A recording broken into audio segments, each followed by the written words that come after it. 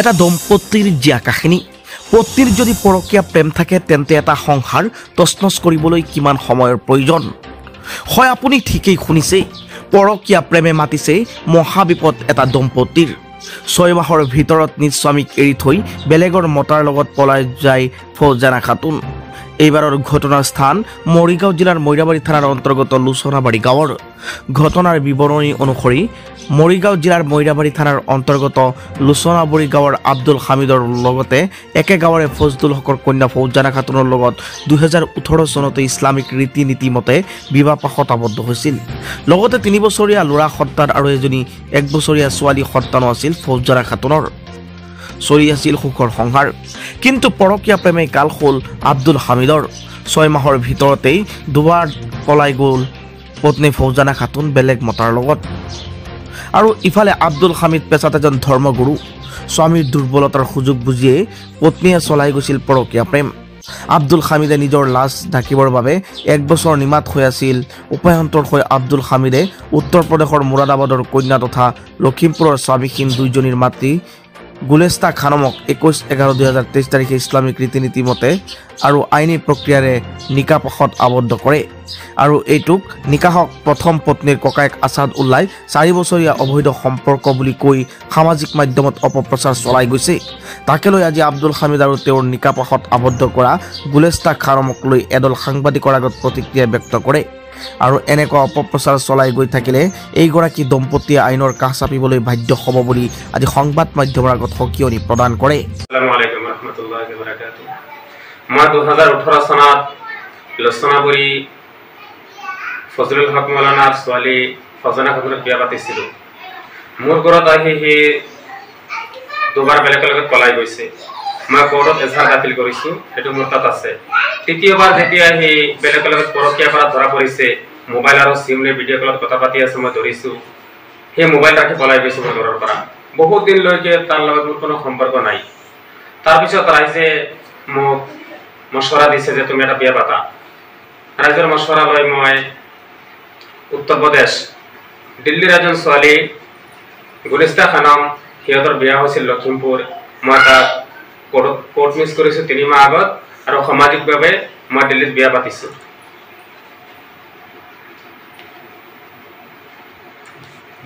আপুনি বিয়া পাতিছে, এইটো আইনমতে আপুনি বিবাহ পাশত আবদ্ধ হৈছে নে?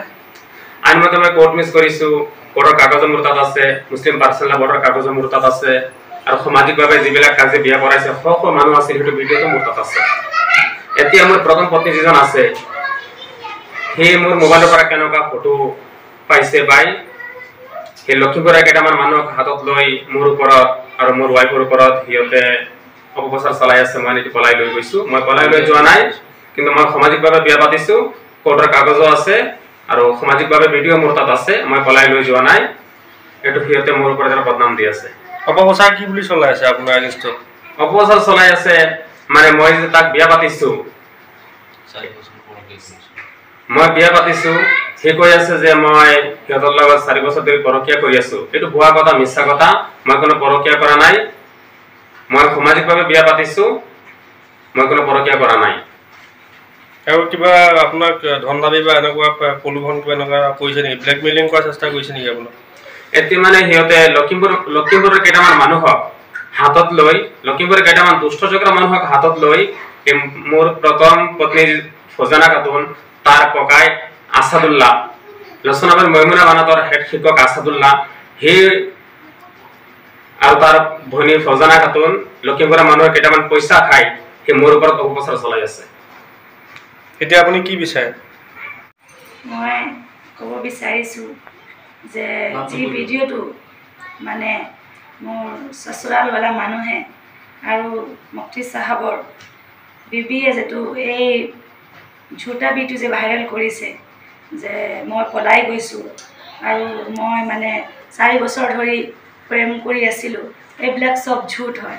আৰু তেওঁ বিবি যিটো, তেওঁ বিবি নহয়, তেওঁ বিবি এবাৰ নহয়, 2বাৰ নহয়, 3বাৰ পলাই গৈছে। বেলেগৰ লগত যেতিয়া সি পলাই গ'লগৈ, তাৰ মুফতি চাহাবৰ লগত কি সম্পৰ্ক আছে? একো সম্পৰ্ক নাই। তেখেতৰ 2টা বাচ্চা আছে, সেই বাচ্চাকেইটা তেওঁ আম্মা আব্বা পালি আছে।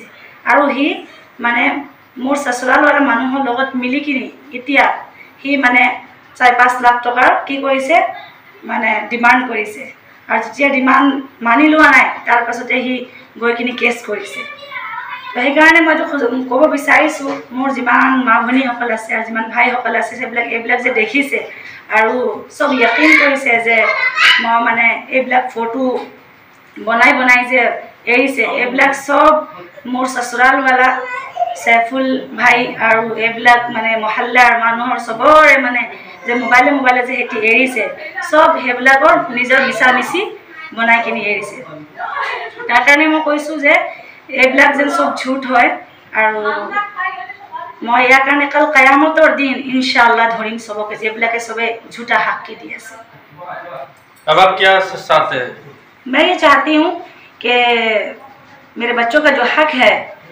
जो मेरे पहले शौहर का जो संपत्ति है वो मेरे बच्चों को मिलना चाहिए और मुझे उससे और कोई मतलब नहीं मुफ्ती साहब ने भी कह दिया कि जो बच्चों का हक है उनकी परवरिश उनका पढ़ाना उनका लिखाना सब मेरा जिम्मेदारी है मैं भी ये चाहती हूँ कि मुफ्ती साहब के साथ मेरे बच्चों को रहकर अच्छी तरह से पढ़ाऊँ लिखाऊँ उनके बच्चे भी मेरे साथ अच्छी तरह रहें पढ़ें लिखें और बस हम अब ये चाह रहे हैं और कुछ नहीं और जो बच्चों का हक है वो बच्चों का हक बच्चों को मिल जाना चाहिए নহয় গুলিস্তা খানমৰ বিয়া আৰু হামিদ আব্দুল হামিদৰ যোনটো বিয়া হৈছে এইটো সামাজিক ৰীতি নিয়ম অনুসৰি হৈছে বিয়াখন ইয়াত কোনো তাৰমানে ওজৰ আপত্তি নাই আৰু ইয়াত কোনো তাৰমানে পৰকীয়া প্ৰেম চেম এইবিলাক কোনো নাই গুলিস্তা খাতুনৰ মা বাপেকৰ লগত সম্পূৰ্ণ হেৰি তাৰমানে মুছলিম ৰীতি ৰিবাজ মতে বিয়াটো হৈছে আৰু আগৰ যোনজনী মানুহ আছিলে সেই মানুহজনী অলৰেডি 3বাৰকৈ পলাই গৈছে সেইটো আমি তাৰমানে গোটেই ওচৰ চুবুৰীয়া গাঁৱৰ ৰাইজে আমি চবেই জানো